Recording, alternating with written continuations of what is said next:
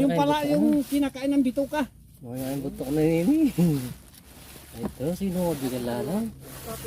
Oo, yung apo ko dito. Pumupunta po dito. Ay, tatagol na. Laki. Nasaan yung ulo? Laki pala. Nasa ilalim yung ulo. Na, kunin na natin yung buntot para ilayin mo yung buntot. Yung ba?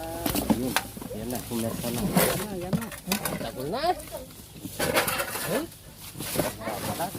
Ay, ayun yung ulo. Yeah, magpansin mo na. Papalit lang ano.